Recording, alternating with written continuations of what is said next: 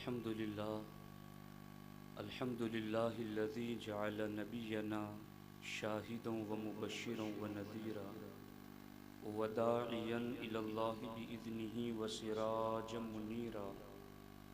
والصلاة والسلام على النبي حبيبه المصطفى الذي أرسله بالحق والهدى وعلى آله وأصحابه أولي الصدق والصفاء أما بعد فأعوذ بالله من الشيطان الرجيم بسم الله الرحمن الرحيم فأما الزبد فيذهب جفاء وأما ما ينفع الناس فيمكث في الأرض كذلك يضرب الله الأمثال صدق الله العلي العظيم وصدق رسوله النبي الأمين المختار الكريم الرؤوف الرحيم۔ انتہائی احترام و عقیدت کے ساتھ اپنے اور ساری کائنات کے مرکز عقیدت آقا دو جہاں حضور احمد مجتبی محمد مصطفیٰ ارواحنا فدا صلی اللہ علیہ وسلم کی بارگاہ میں اپنی غلامی کا ثبوت دیں اور جس طریقے سے میں پڑھا ہوں میرے ساتھ مل کر با ادب با آواز بلند نذرانہ محبت پیش کریں۔ الصلاۃ والسلام علیک یا رسول اللہ، الصلاۃ والسلام علیک یا حبیب اللہ، الصلاۃ والسلام علیک یا نبی اللہ وعلی آلک واصحابک یا نور اللہ صلی اللہ تعالی علیہ وسلم۔ انہی کی بو مایہ سمن ہے، انہی کا جلوہ چمن چمن ہے، انہی کی بو مایہ سمن ہے، انہی کا جلوہ چمن چمن ہے، انہی سے گلشن مہک رہے ہیں، انہی کی رنگت گلاب میں ہے۔ سیاہ لباسان دار دنیا و سبز پوشان عرش اعلیٰ، سیاہ لباسان دار دنیا و سبز پوشان عرش اعلیٰ، ہر ایک ان کے کرم کا پیاسا، یہ فیض ان کی جناب میں ہے۔ ہر ایک ان کے کرم کا پیاسا، یہ فیض ان کی جناب میں ہے۔ کریم ایسا ملا کہ جس کے کھلے ہیں ہاتھ اور بھرے خزانے، کریم ایسا ملا کہ جس کے کھلے ہیں ہاتھ اور بھرے خزانے، بتاؤ اے مفلسوں کہ پھر کیوں تمہارا دل اضطراب میں ہے، بتاؤ اے مفلسوں کہ پھر کیوں تمہارا دل اضطراب میں ہے۔ کریم اپنے کرم کا صدقہ لئیم بے قدر کو نہ شرما، تو اور رضا سے حساب لینا، رضا بھی کوئی حساب میں ہے، تو اور رضا سے حساب لینا، رضا بھی کوئی حساب میں ہے۔ عزیزان محترم، آج کا یہ تاریخ ساز سالانہ سنی اجتماع بمبئی کی سرزمین پر وادی نور میں، جس کا دوسرا دن آج چل رہا ہے، اور میں اور آپ علم دین حاصل کرنے اور علم دین پہنچانے میں مشغول ہے۔ اللہ کریم ہماری کوششوں کو اپنی بارگاہ میں قبول فرمائے۔ آج کی اس مبارک محفل میں میری گفتگو کا موضوع ہے انسانیت کے لیے نفع بخش بن جاؤ۔ اللہ رب العزت نے قرآن مقدس میں سورہ رعد میں آیت نمبر 16 میں ارشاد فرمایا، وَأَمَّا مَا يَنْفَعُ النَّاسِ فَيَمْكُثُ فِي الْأَرْضِ، جو لوگوں کے کام آتا ہے، جو لوگوں کے لیے نفع بخش ہوتا ہے، جو لوگوں کے لیے مفید ہوتا ہے، جو لوگوں کے لیے کارآمد ہوتا ہے، فَيَمْكُثُ فِي الْأَرْضِ، وہ زمین میں رہتا ہے، اسے زمین میں ثبات ملتا ہے، اسے زمین میں قرار ملتا ہے، اسے اللہ رب العزت زمین میں پائیداری نصیب کرتا گئے۔ آپ دیکھیں اللہ رب العزت نے اس آیت مقدسہ میں اپنے بندوں تک یہ پیغام پہنچایا گیا کہ اگر تم نفع بخش بن جاؤ گے تو تم زمین میں ثابت قدمی کے ساتھ موجود رہو گے۔ اس حکم کو بتانے سے پہلے اللہ رب العزت نے دو مثالوں کو ذکر فرمایا گیا۔ قرآن مقدس فرماتا گیا انزل من السماء ماء، آسمان سے بارش اترتی گئی، آسمان سے پانی کا نزول ہوتا گیا۔ فاحتمل السیل زبد الرابیہ، اور جب پانی اترتا گیا تو ندی نالے اپنی اپنی وسعت اور گنجائش کے اعتبار سے اس پانی کی وجہ سے لبریز ہو جاتے گئے، اور پھر جب وہ پانی سیلاب کی صورت میں جاری ہوتا گیا، پھر جب وہ پانی تیزی کے ساتھ بہاؤ کی صورت میں جاری ہوتا گیا، فاحتمل السیل زبد الرابیہ، اللہ ارشاد فرماتا گیا جب وہ پانی سیلاب کی صورت میں جاری ہوتا گیا تو اوپر جھاگ اٹھتا گیا، خش و خاشاک اٹھتا گیا، اللہ اکبر، اور وہ جھاگ فوراً ہی ختم ہو جاتا گیا۔ دوسری مثال اللہ نے یوں ارشاد فرمائی وَمِمَّا يُوقِدُونَ عَلَيْهِ فِي النَّارِ ابْتِغَاءَ حِلْيَةٍ أَوْ مَتَاعٍ زَبَدٌ مِثْلُهُ، اللہ ارشاد فرماتا کہ اسی طریقے سے لوہار اور سنار جب لوہے سے اور چاندی سے اور تانبے سے اور جب دوسری معدنیات سے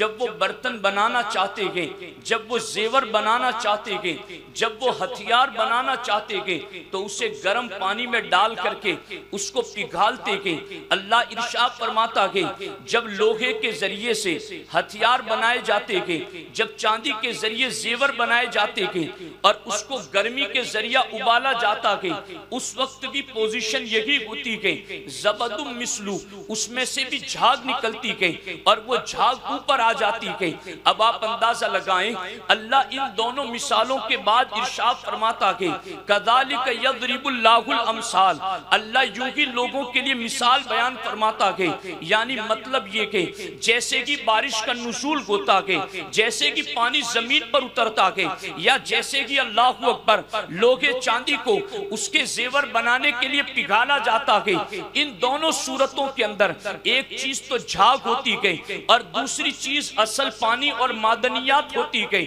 جو جھاگ ہوتی گئی اس کا معاملہ یہ ہوتا کہ فَأَمَّا الزَّبَدُ فَيَذْهَبُ جُفَاءً، اللہ ارشاد فرماتا کہ جو جھاگ ہوتی گئی وہ ختم ہو جاتی گئی، وہ منتشر ہو جاتی گئی، اس کے لیے ٹکاؤ نہیں ہوتا، اس کے لیے پائیداری نہیں ہوتی۔ وَأَمَّا مَا يَنْفَعُ النَّاسِ، لیکن اللہ ارشاد فرماتا کہ جو چیز نفع بخش ہوتی گئی، جو چیز کارآمد ہوتی گئی، جو چیز انسانیت کے لیے فائدے کی ہوتی گئی، چاہے وہ پانی کی صورت میں ہو، چاہے پگھلی ہوئی معدنیات کی صورت میں ہو، جھاگ تو ختم ہو جاتا کہ لیکن کارآمد اور مفید چیز باقی رہتی گئی۔ اس کے ذریعہ ہمیں یہ پتا چلتا کہ قدرت کا نظام کے، فطرت کا نظام کے کہ جو چیز نفع بخش رکھے گی وہ زمین پر پائیدار رکھے گی، اور جو چیز اپنی افادیت کو ختم کر دے گی، جس چیز کے اندر فائدہ پہنچانے کی صلاحیت ختم ہو جائے گی، اگرچہ وہ پہلے کتنی گراں قدر کیوں نہ ہو، اگرچہ وہ پہلے کتنی کی عزیز اور پیاری کیوں نہ ہو، مگر جب وہ اپنی افادیت ختم کر دیتی گئی تو وہ زمین سے مٹا دی جاتی گئی، پھر اس کا وجود برقرار نہیں رہتا گئی، پھر وہ ختم کر دی جاتی گئی۔ اس سے ہمیں پتا چلتا گئی اگر ہمیں زمین پر برقرار رہنا گئی، اگر زمین پر ٹک کر کے رہنا گئی تو ہمیں اپنے وجود کو نفع بخش بنانا ہوگا، ہمیں اپنے آپ کو مفید بنانا ہوگا، اپنے وجود کو لوگوں کے لیے فائدہ مند بنانا ہوگا۔ یہی تو وجہ کہ آپ دیکھتے کہ صبح کو ایک انسان اپنے باغیچے میں داخل ہوتا کہ رنگ برنگ کے پھولوں کو جمع کرتا کہ ان کو چن کر کے ایک گلدستہ تیار کرتا کہ اور وہ مہکتا ہوا گلدستہ، ایک خوبصورت گلدستہ جب وہ لے کر کے اپنے گھر میں پہنچتا کہ گلدان کے اندر سجاتا کہ گھر کے اندر خوشبوئیں پھیل جاتی کہ جو بھی دیکھتا ہے خوش ہوتا کہ پورا دن اس گلدستے کو دیکھ دیکھ کر کے اپنے مزاج کے اندر فرحت و انبساط پیدا کرتا کہ اپنے آپ میں خوشی محسوس کرتا کہ لیکن آپ جانتے کہ جب دوسرا دن ہوتا کہ جب وہ پھول کملا جاتے کہ جب اس کی خوشبو ختم ہو جاتی کہ جب اس کا رنگ پھیکا پڑ جاتا کہ اب وہ اپنے اسی ہاتھوں سے گلدستے کو اٹھا کر باہر پھینک دیتا کہ اس سے پتا چلا جب تک کوئی چیز مفید رہتی کہ اس وقت تک زینت کی صورت میں زمین کے اوپر باقی رہتی کہ اور جب وہ اپنی افادیت کو ختم کر دیتی کہ تو پھر اسے بھی ختم کر دیا جاتا کہ تاریخ اٹھا کر کے دیکھو ایک وہ زمانہ تھا جس زمانے کے اندر بنی اسرائیل نے رشد و ہدایت کا کام کیا تھا اور جب وہ اللہ کا پیغام پہنچاتے تھے اللہ کے نبی کا حکم مانتے تھے تو اللہ نے اس وقت ان کے لیے کہا تھا انی فضلتکم علی العالمین، میں نے اپنے زمانے کے اندر تمہیں سب سے زیادہ افضل کر دیا۔ مگر یہی بنی اسرائیل کے جب انہوں نے رشد و ہدایت سے رشتے کو توڑ لیا تو قرآن نے خود ان کے لیے کہا وَضُرِبَتْ عَلَيْكُمُ الذِّلَّةُ وَالْمَسْكَنَةُ غَيْرِ الْمَغْضُوبِ عَلَيْكُمْ وَلَا الضَّالِّينَ۔ یہ کون لوگ ہیں جنہیں مغضوب کہا گیا؟ یہ کون لوگ ہیں جنہیں ضالین کہا گیا؟ یہ کون لوگ ہیں جن کے بارے میں اللہ کو اکبر یہ کہا گیا ذلت و مسکنت ان کے اوپر مسلط کر دی گئی کہ اس وجہ سے رشد و ہدایت کا نفع بخش جو کام تھا انہوں نے اس سے اپنے رشتے کو توڑ لیا کہ اب ذلت مسلط کر دی گئی، مسکنت مسلط کر دی گئی، اب گمراہیت کے دلدل میں پھنستے چلے گئے۔ اسی طریقے سے جب ہم خیر الامم کی تاریخ پڑھتے گئے، اسلاف کی تاریخ پڑھتے گئے، ہمارے اسلاف کی جب تاریخ ہم اٹھا کر دیکھتے گئے تو ہمارے اسلاف نے اپنے وجود کو کیسا نفع بخش بنایا۔ وہ جدھر سے گزرے جہالت کے اندھیروں میں علم و عرفان کے چراغ روشن کرتے چلے گئے۔ ہمارے اسلاف وہ جدھر سے چلے گئے ان کے جذبہ تحقیق اور اجتہاد نے امت کے اندر علم و حکمت کے نئے گلشن اور بہاروں کو پیدا کر دیا۔ ہمارے اسلاف تھے جن کی روحانیت کا عالم یہ تھا وہ مردہ دلوں میں بھی جان پھونک دیا کرتے تھے۔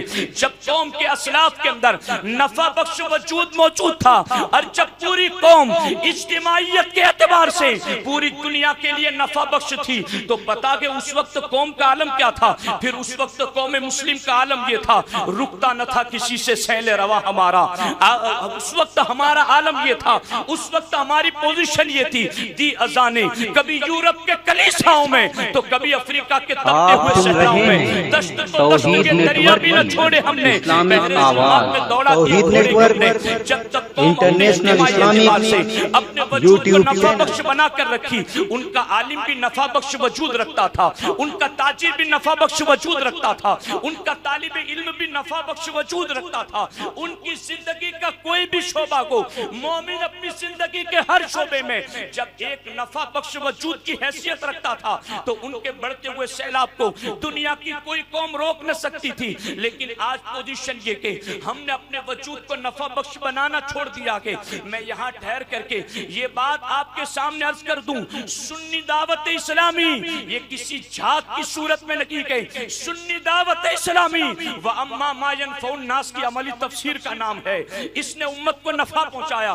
کہیں اسکول بنا کر، کہیں کالج بنا کر، کہیں اللہ اکبر انگلش میڈیم اسکول قائم کر کے، کہیں علماء کی جماعت پیدا کر کے، کہیں مبلغین کی جماعت پیدا کر کے، کہیں علاقوں میں سینٹر ٹائم قائم کر کے، کہیں امت کے ان بھٹکے ہوئے جوانوں کو راہ راست پر لا کر کے اس تحریک نے وَأَمَّا مَا يَنْفَعُ النَّاسِ پر عمل کیا ہے۔ اور جب اس نے قوم کو نفع پہنچانے کا کام کیا ہے فَيَمْكُسُ فِي الْأَرْضِ، اللہ نے اس تحریک کو زمین کے اوپر ایک نفع بخش وجود کی صورت میں قائم و دائم فرما دیا ہے۔ یہ ثابت رہے گی، یہ قائم رہے گی، اس لیے کہ یہ نفع بخش تحریک ہے۔ اس تحریک نے امت کو بہت کچھ دیا کہ پر یاد رکھنا یہاں چونکہ وقت نہیں ہوتا کہ کسی تفصیلی گفتگو کو اٹھایا جائے، مگر ایک بہت اہم بات ہے جس سے بہت ساری پرتیں کھل سکتی ہیں، تہ در تہ بہت ساری باتیں ہم سمجھ سکتے ہیں۔ اللہ اکبر، نفع بخش وجود اگر کوئی دیکھنا چاہتا ہے اس روئے زمین پر وہ اولیاء اللہ کی جماعت کو دیکھ لے،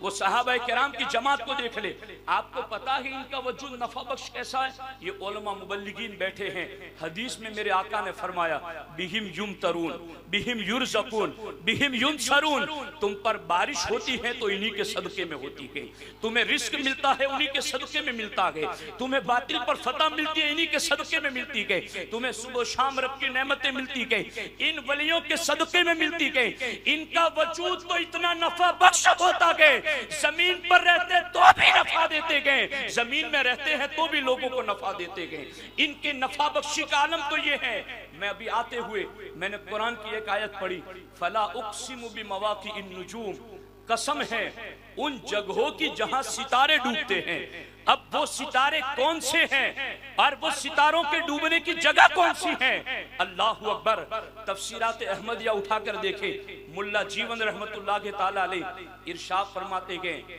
النجوم الصحابہ والمواقع مقابرہم، یعنی نجوم سے مراد صحابہ کرام ہیں اور ان ستاروں کے ڈوبنے کی جگہ سے مراد ان کے مزارات ہے۔ اس سے پتا چلا زمین والے رات کو جب آسمان کی طرف دیکھتے گئے تو آسمان پر ستارے چمکتے ہیں، آسمان والے زمین پر دیکھتے ہیں تو صحابہ اور ولیوں کے مزارات چمکتے ہیں۔ آپ غور کریں یہ کتنی اہم بات ہے اور یہ کتنی اہم چیز ہے۔ جن کے وجود نفع بخش ہوتے ہیں لوگوں کے لیے، وہ زمین پر رہتے تو بھی چمکتے ہیں، زمین کے نیچے رہتے ہیں تو بھی چمکتے ہیں۔ اس لیے یاد رکھنا، میں ایک حدیث پاک آپ کو سنا رہا ہوں، حضرت سیدنا ابو عباس المستغفری رحمت اللہ تعالیٰ علیہ خود فرماتے ہیں کہ میں ایک حدیث سننے کے لیے، یقیناً آپ بہت دور دراز سے آئے مگر ایک حدیث سننے کے لیے نہیں، ہزاروں حدیثیں سننے کے لیے، یہ ایک حدیث کی بات کر رہا ہوں۔ ابو عباس المستغفری علیہ رحمہ کہتے ہیں ایک حدیث سننے کے لیے میں نے مصر تک کا سفر کیا۔ مصر میں امام حامد مصری رحمت اللہ علیہ کے پاس گیا اور میں نے ان سے کہا وَالْتَمَسْتُ مِنْهُ حدیث خالد بن الولید، میں نے ان سے کہا کہ مجھے خالد ابن ولید والی حدیث سناؤ۔ تو پتا ہے انہوں نے حدیث سنانے سے پہلے کیا کہا؟ فَأَمَرَنِي بِصَوْمِ سَنَةٍ، انہوں نے مجھے وہ حدیث سنانے سے پہلے کہا 1 سال تک روزہ رکھو پھر حدیث سناؤں گا۔ فَأَمَرَنِي بِصَوْمِ سَنَةٍ، 1 سال تک روزہ رکھو پھر آؤ تو حدیث سناؤں گا۔ وہ کہتے ہیں میں نے 1 سال تک روزہ رکھا، وہ بھی علم کی طلب میں بہت پکے تھے، بہت سچے تھے، ان کے مزاج میں کوئی اور مقصد نہیں تھا، وہ طلب علم میں بہت ستھری نیت رکھنے والے۔ 1 سال تک روزہ رکھا اور اس کے بعد جب وہاں پہنچے تو انہوں نے کہا کہ حدیثی خالد ابن ولید یہ ہے، جاء رجل الی النبی صلی اللہ علیہ وسلم، حضور کی بارگاہ میں ایک آدمی آیا اور اس آدمی نے آ کر کہا احب ان اکون خیر الناس، کہ وہ جو آدمی حضور علیہ السلام کی بارگاہ میں آیا اس نے آ کر کے کہا احب ان اکون خیر الناس، میں یہ چاہتا ہوں یا رسول اللہ صلی اللہ علیہ وسلم کہ میں سب سے بہتر انسان بن جاؤں۔ سن رہے ہو آپ لوگ؟ سن رہے ہو؟ سنو اس بات، میں بات پھیلانا نہیں چاہتا۔ جو بندہ جس کام میں لگا ہے، چاہے وہ کھیتی باڑی کرنے والا ہو، تاجر ہو، اسٹوڈنٹ ہو، ٹیچر ہو، جس شعبے میں لگا ہو، آج ہر بندہ یہ چاہتا ہے کہ میں اپنی فیلڈ میں کامیاب ہو جاؤں، اپنی فیلڈ میں سپر 5 کو لائق بن جاؤں، ہر یہ چاہتا ہے۔ آؤ تمہیں ایک فارمولا بتا دیتا ہوں، تمہیں ایک عمل اور ایک وظیفہ بتا دیتا ہوں۔ وہ صحابی آ کر حضور سے پوچھتے احب ان اکون خیر الناس، میں لوگوں میں سب سے بہتر بننا چاہتا ہوں۔ آقا علیہ الصلوۃ والسلام نے فرمایا خیر الناس من ينفع الناس فکن نافعا لہ، لوگوں میں سب سے بہتر وہ ہیں جو لوگوں کو سب سے زیادہ نفع پہنچائے۔ فکن نافعا لہم، تو تم ان کے لیے نفع بخش بن جاؤ۔ اب میں زیادہ وقت نہ لیتے ہوں، بس 2-4 منٹ اور اہم بات آپ کے سامنے عرض کر دوں۔ ساتھیوں یاد رکھنا اس بات کو، جو نفع بخش رہے گا، قرآن کہتا ہے فَيَمْكُسُ فِي الْأَرْضِ، لوگ اسے مٹا نہ سکیں گے، لوگ اسے ختم نہ کر سکیں گے۔ رب کا قرآن میں وعدہ ہے کہ جو لوگوں کے لیے نفع بخش ہوگا ہم اس کو زمین میں ثابت قدمی اور قرار عطا کر دیں گے، یہ رب کا فرمان ہے۔ میں اس سے اگلی بات کر رہا ہوں، اگر نفع بخش بن جاؤ گے تو زمین میں کی ثابت قدمی نہ ملے گی، پل صراط پر بھی اللہ ثابت قدمی عطا فرمائے گا۔ چند حدیث سے سن لیجئے، میرے آقا ارشاد فرماتے ہیں من مشى مع مظلوم حتى يثبت له حقه ثبت الله قدميه على الصراط يوم تزول الاقدام۔ میرے آقا فرماتے گئے جو کسی مظلوم مومن کے ساتھ چلا اس کی مدد کرنے کے لیے حتی یثبت لہ حقہ، یہاں تک کہ اس مظلوم مومن کا حق اسے دلا دیا، ثبت اللہ قدمہ علی الصراط، اللہ کے رسول فرماتے ہیں جب پل صراط پر لوگوں کے قدم ڈگمگائیں گے اس مظلوم مومن کی مدد کرنے والے کے قدم پھسلنے نہ پائیں گے۔ دوسری حدیث میرے آقا فرماتے ہیں من مشى فی حاجت اخیہ المسلم کان لہ خیرا من اعتکاف 10 سنین۔ میرے آقا فرماتے گئے جو اپنے مومن بھائی کی مدد کے لیے چلا یہ اس کے لیے 10 سال اعتکاف کرنے سے بہتر اور افضل۔ اور سرکار فرماتے ہیں اسی حدیث میں سرکار فرماتے ہیں ایک دن کا اعتکاف اگر کوئی بندہ کرے تو اللہ ایک دن کے اعتکاف کے بدلے میں اس بندے اور جہنم کے درمیان 3 خندقیں پیدا فرما دے گا، ان میں سے ہر خندق اتنی لمبی چوڑی ہوگی جتنا زمین سے آسمان تک کا فاصلہ ہے۔ ایک دن کے اعتکاف کے بدلے میں وہ جہنم سے اتنا دور رہے گا، تو پھر جسے 10 سال تک اعتکاف کا ثواب مل جائے، اور وہ ملے گا کب؟ وہ مومن بھائی کو نفع پہنچانے پر ملے گا۔ میرے آقا نے فرمایا من مشى فی حاجت اخیہ المسلم حتی یتمھا اذلہ اللہ ب75,000 ملک۔ میرے آقا فرماتے جو اپنے مومن بھائی کی مدد کے لیے چلا یہاں تک کہ اس کی مدد کر کے اس کو نفع پہنچا دیا تو میرے آقا فرماتے اللہ 75,000 نورانی فرشتوں کے پروں کے ذریعہ اس مومن پر سایہ رحمت فرما دیتا ہے۔ ان کان مساءً حتی یصبح، اگر شام کو مومن بھائی کی مدد کے لیے چلا تھا تو صبح تک، اور صبح کو چلا تھا تو شام تک 75,000 فرشتے نورانی پروں سے اس پر سایہ بھی کیے رہتے ہیں اور اس کے لیے دعائیں مغفرت بھی کرتے رہتے ہیں۔ اسی پر بس نہیں ہے، میرے آقا فرماتے گئے من مشى فی حاجت اخیہ المسلم، جو اپنے مومن بھائی کی مدد کے لیے چلا میرے آقا فرماتے گئے کتب اللہ لہ بکل خطوۃ 70 حسنۃ ومحا عنہ 70 سیئۃ۔ جب بندہ اپنے مومن بھائی کی مدد کے لیے چلتا ہے